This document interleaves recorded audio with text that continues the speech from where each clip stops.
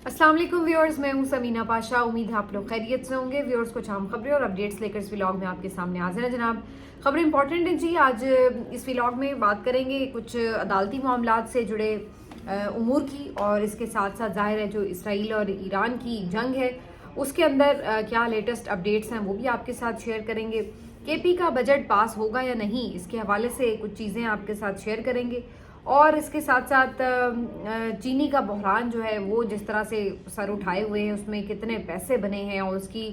Cost जो है वो आवाम को कैसे भुगतना पड़ी है, ये तमाम खबरें आज की इस व्लॉग का हिस्सा होंगी। आपसे रिक्वेस्ट है कि चैनल को सब्सक्राइब कर लें अगर अभी तक सब्सक्राइब नहीं किया।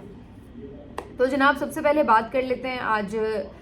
कुछ अदालती मामलात से जुड़ी खबरों का जिक्र सबसे पहले। और इसमें जनाब सबसे पहले आज आपको बता दें कि इमरान खान साहब और जो दीगर पीटीआई की क़यादत है, कारकुनान हैं, जीएचक्यू गेट हमला केस में मुलव्विस और नामजद, उन सबको पहले तो ये पता था कि आज के रोज़ इसकी अडयाला जेल में समाअत होना थी, लेकिन जैसा कि आपको पता है कि मुलाकातों पर पाबंदी लग चुकी है। और इतना ये सब कुछ अब ऑब्वियस और खुले तरीके से होता है कि सबको मालूम होता है कि अब इस केस की समाअत भी बगैर सुनवाई के मुलतवी की जाएगी। तो ऐसा ही हुआ। तोशाखाना की भी हमने देखा, पिछले हफ्ते केस की समाअत को मुलतवी कर दिया गया और इस दफ़ा भी यही लॉयर्स को बता दिया गया कि कल कोई समाअत नहीं होगी, जज साहब छुट्टी पर हैं, बाकी जो तमाम लोग हैं वो जाके इंसदाद दहशत गर्दी अदालत में हाजिरी शाजरी लगवा लें और कोई समाअत शमात नहीं होनी। तो बेसिकली वही बात कि इमरान खान की मुलाकातों पर पाबंदी है, एक दफ़ा फिर उनको एक सख्ती का सामना करना पड़ रहा है। और इसकी वजह कोई बहुत ज़्यादा मुश्किल नहीं है। इसकी वजह वही है कि एक तो उनका जो लास्ट पूरा मुलाकातें खुलने के बाद जो एक पूरा एग्रेसिव मूड था जिसमें उन्होंने बड़ी खुला के बातें भी की और फील्ड मार्शल साहब के हवाले से कुछ इंकशाफात भी किए थे। तो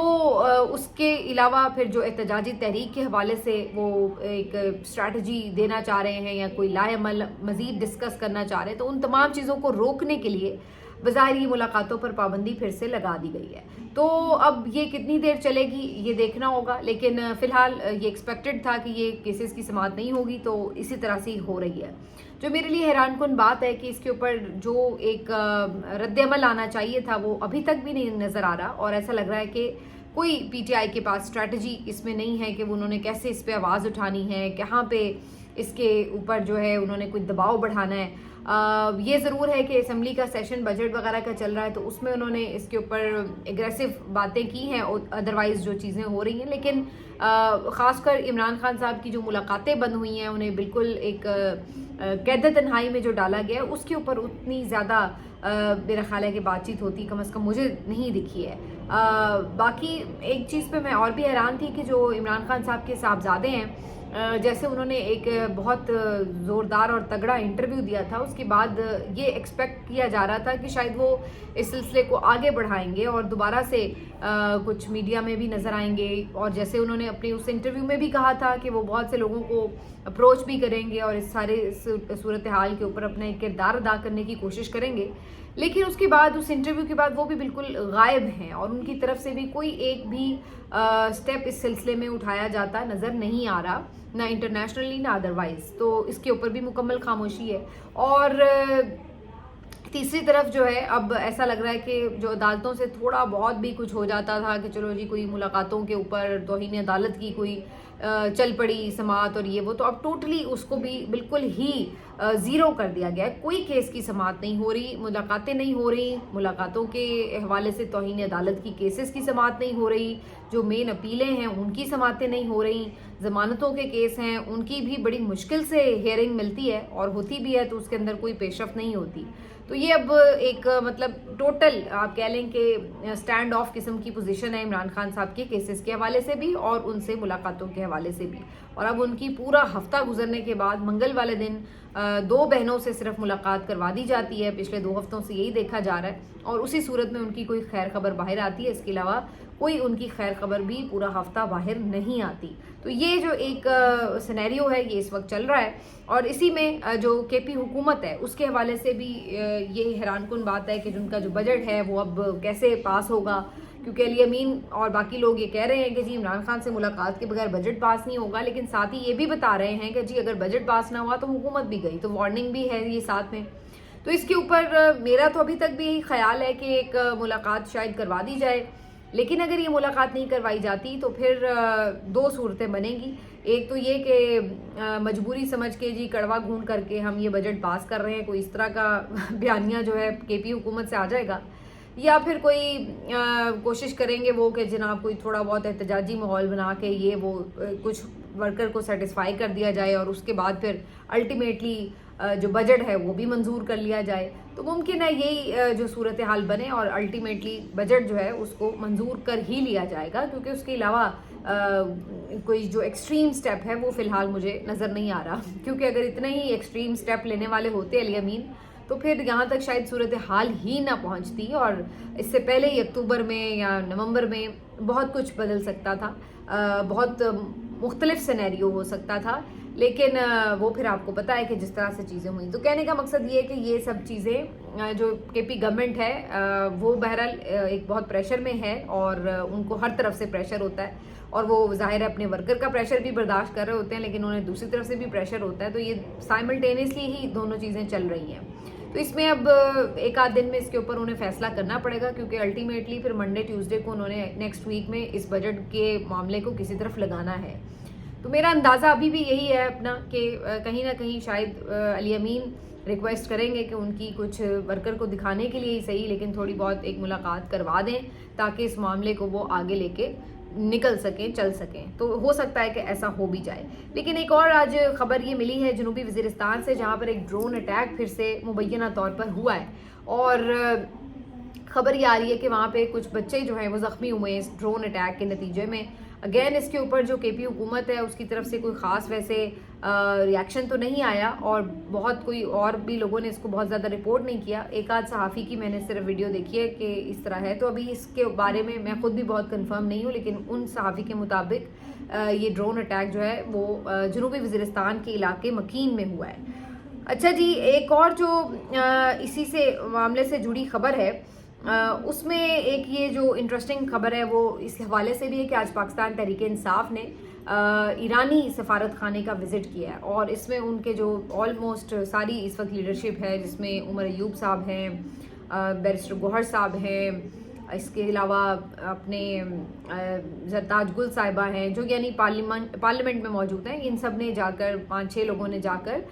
ملاقات کی ہے ایرانی سفیر سے، ایرانی سفارت خانے میں جا کر اظہار یکجہتی کیا ہے اور انہیں پوری طرح یقین دلایا ہے کہ جی اس مشکل ٹائم پر ہم آپ کے ساتھ کھڑے ہیں. تو یہ ایک اچھا جیسچر ہے میرے خیال سے. پی ٹی آئی کو ایز جماعت اپنا کردار ادا کرنا چاہیے.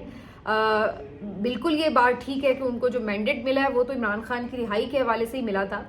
لیکن اس میں جو ابھی تک تو کوئی خاص کامیابی نہیں ہوئی. لیکن جو باقی ایشوز ہیں کم از کم انہی کے اوپر کھل کر انہیں ایک اپوزیشن پارٹی کا کردار ادا کرنا چاہیے. اب چاہے وہ کسانوں کی بات ہو، چاہے وہ بجٹ کی بات ہے، چاہے وہ اس طرح کے جو آپ کے پالیسی کے سوالات ہیں اس کے اوپر آواز اٹھانے کی بات ہے. آج صاحبزادہ حامد رضا صاحب نے بڑی اچھی تقریر کی ہے قومی اسمبلی میں، اور یہ جواب مانگا ہے کہ کیوں پاکستان کا حکومت کا موقف جو ہے ایران والے معاملے پر بہت کلیئرٹی سے سامنے نہیں آ رہا ہے، اس کی کیا وجہ ہے. اور اس کے اوپر بالکل عوام تو وہاں کھڑی ہے، لیکن ہمیں حکومتی سطح پر اس طرح کی کوئی ایفرٹ، کوئی چیز نظر نہیں آ رہی کہ جس سے ہمیں یہ نظر آئے کہ جی یہ بھی ادھر ایران کے ساتھ جو ہے اس کی سپورٹ میں ہے. تو اس کے اوپر انہوں نے بہت زوردار آواز اٹھائی ہے، جو کہ میرا خیال ہے بالکل ٹھیک ان کی طرف سے کوشش تھی. اسی طریقے سے باقی جو ایشوز ہیں، اب یہ چینی کا اتنا بڑا سکینڈل ہے، اب یہ صحافی سکینڈل بریک کرتے ہیں، چیزیں آتی ہیں، تو اس کے اوپر تو پھر اپوزیشن کو چاہیے کہ پورا ایک جس کو کہتے ہیں نا ایشو بنا لیں اور اس کا ایجنڈا ان کے سامنے ہونا چاہیے. تو اب یہ چینی کا جو سکینڈل ہے یہ اب اتنا بڑا سکینڈل ہے، اور اس میں بہت کوئی نئی واردات نہیں ہے، وہی وارداتیں ہیں جو ہمیشہ یہ شوگر مافیا کرتی ہے کہ جی پہلے یہ بتا دیا جاتا ہے کہ جی بہت مقدار میں شوگر اس دفعہ ہے، وافر مقدار ہے، جی اس کو آپ باہر بھیج دیں، ایکسپورٹ کر دیں، یہ وہ. اور پھر جب اس کی منظوری ہو جاتی ہے، اس کو باہر بھیج دیا جاتا ہے، اس کے اوپر انہیں سبسڈیز ملتی ہیں، اس کے اوپر انہیں فائدے ملتے ہیں، اور اس کے بعد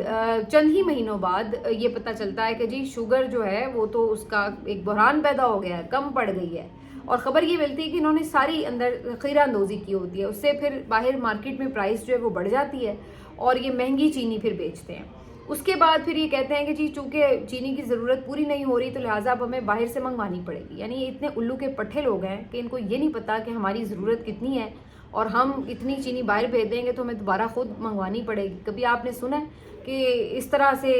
جو ہے یہ اس طرح کی چیزیں آپ اپنے گھر میں کرتے ہیں کہ کوئی چیز آپ کی جس کو آپ کو پتہ ہے کہ آپ کی ضرورت کے مطابق یہ پوری ہوگی یا نہیں اور آپ اٹھا کے وہ پہلے بانٹ دیں اور بعد میں خرید کے باہر سے مہنگی لے کے آ رہے ہو. یہ اس طرح ملک چلا رہے ہیں اور یہ کوئی بیوقوفی نہیں ہے صرف یا نااہلی نہیں ہے, اس میں پوری آپ سمجھ لیں کرپشن ہے. وہ اس طرح کہ جب یہ چینی ایکسٹرا باہر بھیجی جاتی ہے تو اس میں بھی پیسے بنتے ہیں شوگر مافیا کے. پھر جو کرائسس ہوتا ہے اس کی وجہ سے جو ذخیرہ والی شوگر ہے وہ جب مارکیٹ میں آتی ہے اس میں پھر ریٹ چڑھتا ہے, اس سے بھی یہ لوگ پیسے بناتے ہیں. اور پھر تیسرا پیسہ کب بنتا ہے جب امپورٹ کی جاتی ہے, جب باہر سے منگوائی جاتی ہے تو پھر اس کے اوپر پھر مزید پیسے بنتے ہیں. تو اس طرح اور یہ جو جتنا پیسہ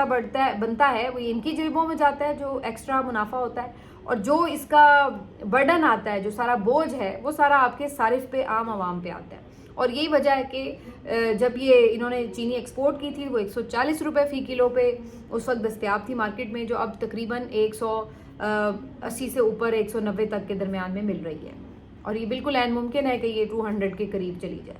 تو 1 کلو چینی کی قیمت جو ہے وہ اس وقت 180 سے 190 تک کے درمیان میں ہو چکی ہے اس ملک کے اندر. اور ویسے یہ ڈھنڈورا پیٹتے ہیں کہ جی بہت اچھی معیشت ہو گئی, مہنگائی بھی ختم ہو گئی, لوگ بھی بس بڑے خوشحال ہو گئے, دودھ اور شہد کی نہریں بہہ رہی ہیں اور معیشت میں ہم نے بڑی کامیابیاں اور جھنڈے گاڑ لیے ہیں. تو اصل میں شوگر مافیا ہر دور میں آپریٹ کرتا رہا, یہ بھی میں آپ کو بتا دوں. فرق کیا تھا کہ عمران خان کے دور میں کچھ پرائس اسی طرح سے اس وقت بھی بڑی, تو عمران خان صاحب نے اس کے اوپر باقاعدہ ایک کمیشن بنایا تھا اور حماد اظہر صاحب جو تھے وہ اس کے ہیڈ تھے, اور انہوں نے پھر اس کے اوپر پورا ایک یعنی تحقیقات بھی کی, پوری ایک انہوں نے انکوائری بٹھائی, سب کچھ کیا. اور اس کے بعد وہ جب چیزیں آگے بڑھیں تو ایون یہ جو جہانگیر خان ترین صاحب سے ان کے معاملات تھے وہ بھی اسی موقع کے اوپر خراب ہونا شروع ہو گئے تھے, جس کو بعد میں لوگوں نے یوں انٹرپریٹ کیا کہ جی جہانگیر ترین نے کہا کہ جی دیکھیں میں نے تو اتنا کچھ کیا اور یہ ہو گیا وہ ہو گیا, لیکن اس میں کہیں نہ کہیں ان کا کردار نظر آ رہا تھا. اور اس پہ پھر عمران خان صاحب نے یہ بات بھی کی کہ بھئی چاہے میرا کوئی اپنا ہو, کوئی دوست ہو, کوئی پرایا ہو, لیکن اگر کوئی عوامی جو مسئلہ ہے اس کے اوپر اس نے اگر کوئی پیسے بنائے ہیں کچھ ہے تو اس کو میں نہیں وہ کر سکتا. تو کم از کم انہوں نے اپنے طور پہ کوشش ضرور کی تھی. یہ تو نہیں ہے کہ انہوں نے مکمل طور پر نکیل ڈال لی تھی اس پورے مافیا کو, لیکن کم از کم آپ کو ایفرٹ ضرور نظر آ رہی تھی کہ کوئی پیچھے تو گیا تھا کہ ایک سکینڈل آیا تو اس کو ہم نے کیسے کرنا ہے. لیکن اب جو صورتحال ہے اس میں تو آپ کے جو اپنی حکومت کے ارکان ہیں ان کی شوگر ملیں ہیں, تو یہ کہاں پہ انکوائریاں بنائیں گے اور یہ کہاں پہ جا کے اس کا پیچھا کریں گے کہ یہ کیوں اتنا عوام کی بوجھ پڑا ہے جیب کے اوپر. تو کہنے کا مقصد یہ ہے کہ یہ تو خود اس کے بینیفیشری ہیں, اور لوٹ مار کا تو ایک اندھا اس وقت بازار ہے جو چل رہا ہے اور کوئی پوچھ بھی نہیں سکتا. مزے کی بات یہ ہے. تو یہ جو شوگر سکینڈل ہے یہ بھی آیا ہے, اس کے اوپر بھی ظاہر ہے اپوزیشن کو چاہیے کہ پورا شور مچائے, اور اس پہ اس وقت کے دور میں تو خیر میڈیا کو بھی بڑی تکلیف ہوتی تھی, 2-2 روپے کے اوپر پورے دن ٹاک شوز آپ دیکھتے تھے. اب صورتحال یہ کہ ان کو بھی کوئی مسئلہ ہی نظر نہیں آتا, بس یہ گن گائے جا رہے ہیں کہ جی واہ واہ واہ ہم تو چھا گئے, ہم نے تو جنگ جیت لی, فیلڈ مارشل کی ملاقات ہو گئی, بلے بھی بلے شابہ بھی شابہ, اور سارے کے سارے اسی اس میں جو ہے نا شادیانے بجانے میں لگے ہوئے ہیں. اور جو عوام کی مسائل ہیں اس کے اوپر آپ کو بڑا کم ہی ہے کہ کوئی ٹاک شو نظر آئے یا کوئی اینکر اس کے اوپر بات کرتا ہوا نظر آئے. تو یہ جو ہے وہ اس وقت کی سچویشن آپ کو نظر آتی ہے. بہرحال اسی ساری خبروں کے ہنگام یہ بھی ایک آج میں نے خبر دیکھی ہے کہ چیئرمین وابڈا لیفٹیننٹ جنرل سجاد غنی صاحب نے استعفیٰ دے دیا ہے. تو یہ میرے لیے ویسے تو یہ ایک نارمل سی بات ہے کہ چلو جی کوئی ایک لیفٹیننٹ ہٹ گئے ہیں تو کوئی دوسرے آ جائیں گے, یہاں کون سی کوئی کمی ہے. لیکن میرے لیے یہ خبر اس لیے حیرت انگیز تھی کہ یہ لوگ اچھا اپنے طور بھی استعفیٰ دے کے چلے جاتے ہیں, ورنہ تو آج تک ہمارے ملک میں یہ روایت نہیں رہی کبھی کہ کوئی استعفیٰ دے کے اپنی مرضی سے چلا جائے. تو بہرحال اس لحاظ سے مجھے یہ بڑی ایک ان یوزول خبر لگی. ممکن ہے کہ ویسے تو لکھا گیا ہے کہ جی کوئی ذاتی وجوہات ہے, تو واقعی ہو سکتا ہے کہ کوئی بندے کی صحت کی وجوہات ہو سکتی ہیں, ادروائز بھی ہو سکتی ہیں, اور یہ بھی ہو سکتا ہے کہ کہیں کوئی بہتر اپرچونٹی مل گئی ہو تو اس لیے چلے گئے ہو. ورنہ ہمارے ملک میں بڑے بڑے عہدے کون چھوڑتا ہے بھلا, اس کی تو کوشش ہوتی ہے کہ بس مرتے دم تک جو ہے نا عہدہ نہ چھوٹے. میں آج ہی کہیں خبر پڑھی تھی کہ گورنر صاحب جو ہیں کراچی کے اپنے ٹسوری صاحب یہ کہیں بیرون ملک گئے ہیں تو جی گورنر ہاؤس کی چابیاں بھی ساتھ لے گئے. تو جو قائم مقام گورنر ہیں انہوں نے جا کے اس کے اوپر پورا شکایت لگا دی کہ جناب یہ کیا طریقہ ہے, جاتے ہوئے چابیاں بھی ساتھ لے گئے. مطلب آپ ان کے چھوٹے پن کا اندازہ لگائیں کہ یہ کس قسم کے لوگ ہیں, کیسے ڈیسپریٹ قسم کے لوگ ہیں کہ ان کے عہدوں کی بھوک اور ان کی جو یہ پروٹوکول کی چمک ہے یہ ان لوگوں کو کس قدر عزیز ہے. مطلب آپ ان کی اس بات بڑی چھوٹی سی ہے لیکن بات بہت بڑی بھی ہے. آپ ان کی مینٹیلٹی دیکھیں بھائی, اللہ کے بدو تم لوگوں نے کیا کل کو قبر میں جانا ہے تو اس وقت کیا یہ گورنر ہاؤس اور یہ محلات جو ہیں یہ کیا آپ لوگوں نے ساتھ قبر میں لے کے جانے ہیں؟ یہ چابیاں اس وقت بھی ساتھ آپ کیا قبر میں لے کے جائیں گے؟ تو میں اس لیے ان کی سوچوں پہ حیران ہوتی ہوں کہ کتنا ان کو یہ مال و دولت اور طاقت سے عشق ہے کہ اس کے آگے یہ ہر چیز بھول جاتے ہیں. نہ اخلاقیات کا کسی کو پتہ ہے, نہ قانون کا کسی کو پتہ ہے, نہ کوئی کسی کو ضمیر کا پتہ ہے, نہ کسی کو کوئی آخرت کا خوف ہے, نہ خدا کا خوف ہے. اور یہ دیکھیں کون سی مستی میں ہیں کہ یہ کس طرح روندتے ہوئے ہر چیز چلے جا رہے ہیں. اور میں اسی وجہ سے مجھے یہ بات بھی بڑی حیران کن لگی کہ اس کے باوجود بھی اتنے بڑے عہدے سے جناب کوئی استعفیٰ دے جائے تو پھر بندہ حیران ہی ہوتا ہے اس طرح کے دور میں کہ جہاں گورنر جو ہے جیب میں چابیاں بھی ڈال کے لے جاتا ہے. تو بس کیا کریں جی, ہمارے وطن عزیز کے جو قسمت ہے اس کے اوپر ترس ہی آتا ہے کہ کس طرح کے لوگ جو ہیں جونکوں کی طرح چپکے ہوئے ہیں ہمارے ملک کو. آج جی مارکو روبیو صاحب جو ہیں سیکرٹری خارجہ امریکہ کے, انہوں نے فائنلی شہباز شریف صاحب کو ایک کال کر دی ہے, انہیں اس قابل سمجھ لیا ہے کہ جی اس سے بھی کوئی بات کر لیں. تو اس پہ بڑے سب خوش ہو رہے تھے کہ جی دیکھیں, میں نے کہا یہ تو بالکل ایسا ہی ہے کہ جی مین باس سے بات ہو گئی ہے, اب جو باقی آپ کی چیزیں ہیں امپلیمنٹ کرنے کے حوالے سے یہ وہ کاغذی کاروائیاں تو وہ تو ظاہر ہے پھر جو آپ کے اسسٹنٹ ہوتے ہیں, جو آپ کے کلرک ہوتے ہیں وہ پھر بعد میں آ کے سائن وائن کروا لیتے ہیں فائلیں. تو منظوری تو جہاں ہونی ہوتی ہے وہی ہوتی ہے. تو مجھے لگ رہا ہے کہ کوئی اس قسم کی چیز کے لیے جو ہے وہ اب شہباز شریف صاحب سے رابطہ کر لیا گیا مارکو روبیو صاحب کی طرف سے. تو یہ تمام چیزیں جو ہیں الٹیمیٹلی ایک پھر خدشہ تو بہرحال اپنی جگہ رہتا ہے کہ یہ کوئی جنگ میں کودنے کی تیاری تو نہیں کر رہے, کیونکہ اس بات کا ایک ٹریک ریکارڈ ہے ہمارا, اس وجہ سے ظاہر ہے عوام کو تحفظات ہیں اور بڑے جینون تحفظات ہیں کہ اس میں کیا ہے. اب تو میں بلکہ آج میں نے کلپ دیکھا کہ ان کے جو اپنے لائک مائنڈڈ صحافی ہیں طلعت حسین صاحب, انہوں نے تک یہ بات کی ہوئی ہے کہ یہ بڑی خطرناک بات ہوگی اگر پاکستان جو ہے وہ اس جنگ میں کود جاتا ہے, تو اس کے اوپر جو ہے بڑی کلیئرٹی کے ساتھ موقف آنے کی ضرورت ہے. تو یہ ساری جی کہانی ہے اور اس کے اوپر اب دیکھنا ہے. باقی ایران تو اپنی جنگ لڑ ہی رہا ہے اور وہ تو بڑا کلیئر ہے کہ اس نے جنگ لڑنی ہے اور بھرپور لڑنی ہے. اس نے کسی سے ابھی تک مدد نہیں مانگی, روس نے اس کو خود مدد آفر کی, انہوں نے نہیں لی, اور پاکستان کے ترجمان نے تو خود یہ بات کہی کہ انہوں نے کوئی مدد نہیں مانگی ہے. تو وہ تو اپنی لڑائی خود لڑ رہے ہیں اور بڑی اچھی لڑ رہے ہیں, اور ایسی لڑ رہے ہیں کہ باہر بھی لوگوں کو سمجھ لگ گئی ہے کہ جناب اس دفعہ پنگا جو ہے وہ غلط پڑ گیا ہے. اب جو اسرائیل کے اپنے جو آرمی کے چیف ہیں ان کی طرف سے یہ اسٹیٹمنٹ ہے کہ بظاہر ایسا لگ رہا ہے کہ یہ لڑائی لمبی چلے گی اور ہمیں ایک لمبی لڑائی کے لیے تیار ہونا ہوگا, اور یہ ایک مشکل ٹائم ہوگا جو آگے ہمیں فیس کرنا پڑے گا. تو ان کو سمجھ لگ گئی ہے کہ جناب جو یہ سمجھ رہے تھے کہ بس جی ہم تو 2-4 حملوں میں فارغ کر دیں گے اور گیم ہمارے ہاتھ میں ہوگی, تو وہ سین ہوا نہیں ہے, اور اب ان کو خود لینے کے دینے پڑ گئے ہیں. اور اس وجہ سے ان کی جو اپنی اس وقت کہہ لیں کہ ہوا اکھڑی ہوئی ہے, اور وہ اب خود یہ پریشان ہے کہ اس کو ہم نے کیسے سمیٹنا ہے. معاملے کو چھیڑ تو لیا لیکن اب سمیٹنا کیسے ہے. تو اب یہ بھگتنا ان کو پڑ رہا ہے, اور ایران نے یقینی طور پر سب کو حیران تو کیا ہے. ایران کے اندر جی آج ایک زوردار دھماکہ بھی ہوا جس کے بعد عمارتیں لرز گئیں, اور پھر دھماکے تو خیر ادروائز بھی ہو ہی رہے ہیں جو اسرائیلی اٹیکس کی وجہ سے, لیکن آج عمارتیں لرزیں اور بڑا زوردار قسم کا جرگ تھا جو فیل کیا گیا. تو اس کے اوپر بہت سے لوگوں کا یہ خیال تھا کہ شاید ایران نے کہیں زیر زمین کوئی ایٹمی دھماکے کر دیے ہیں, کوئی نیوکلیئر ٹیسٹ کیے ہیں, لیکن بعد میں خبر یہ تقریباً غلط ثابت ہوئی اور پتہ یہ چلا کہ یہ ایک زلزلہ آیا ہے ایران کے علاقے میں, اور 5.1 شدت کا یہ زلزلہ ہے جو کہ ایران کے شمالی علاقوں میں محسوس کیا گیا ہے. تو اللہ تعالیٰ جی وہاں پہ سب کو محفوظ رکھے, کیونکہ ایک تو پہلے ہی وہ لوگ بیچارے جنگ کی مصیبت میں پڑے ہوئے ہیں اور اوپر سے زلزلہ, ایک قدرتی آفت بھی وہاں آئی ہے. اللہ تعالیٰ سب کو محفوظ رکھے. لیکن بہرحال وہ جو اس میں دھماکے تھے وہ اس وجہ سے نہیں تھے, بیسکلی وہ زلزلے کی وجہ سے ارتعاش تھا, اور اس کی وجہ سے ہی سارے جو عمارتیں تھیں وہ لرز گئی تھیں. تو یہ اس کی وجہ تھی. اور اس کی جو یہ نیوکلیئر ٹیسٹ والی خبر تھی اس کی بہرحال تصدیق نہیں ہوئی، لیکن یہ بات درست ہے اپنی جگہ کہ ان کو خطرہ ابھی بھی ہے کہ کہیں نہ کہیں ایسا ضرور ہے کہ ایران کے پاس نیوکلیئر ویپنز ہیں. نیوکلیئر ویپنز تو شاید ابھی ان کے پاس نہیں ہو، یا کم از کم مکمل اس کی انہوں نے ابھی اچیو نہیں کیے، لیکن ان کے پاس میزائلز کا اتنا بڑا اسٹاک ہے اور یہ بات انہیں خود سمجھ آ گئی ہے. اب یہ بھی دیکھنے میں آیا کہ ایران جو اس سے پہلے 100 میزائل ایک ساتھ فائر کر رہا تھا، وہ تقریباً 20 سے 30 میزائل روز کے فائر کرتا ہے، لیکن اب ان کی ایکیوریسی اور ڈیسٹینیشن پہ پہنچنا اور ٹارگٹ کو ہٹ کرنا، اس کی جو ایک فریکوینسی ہے وہ کافی بہتر ہو چکی ہے. پہلے اتنے سارے میزائل بھیجتے تھے، بڑی مشکل سے کوئی 2-4 جا کے لگتے تھے ٹارگٹ کے اوپر، لیکن اب وہ کم بھیج رہے ہیں، لیکن ان کی ایکیوریسی بھی بہتر ہوئی ہے اور نقصان جو ہے ان میزائل سے کافی زیادہ ہوا ہے. تو پہلا جو جھٹکا تھا اسرائیل کی طرف سے، جس میں انہوں نے ٹاپ جو ان کی لیڈرشپ تھی اس کو شہید کر دیا تھا، وہ ایک بہت بڑا نقصان تھا. لیکن اس کے بعد بہرحال جو ریٹیلیٹ کیا ایران نے، اس نے یقینی طور پر سب کو پریشان بھی کر دیا اور سب کو اچھی خاصی سمجھ لگ گئی ہے کہ جو گڑبڑ ہے کام میں وہ ٹھیک ٹھاک قسم کی ہو گئی ہے. تو جی یہی آج کی اہم خبریں ہیں. باقی پھر انشاءاللہ اگلے ولاگ میں آپ سے ملیں گے. اپنا خیال رکھیے. اللہ حافظ.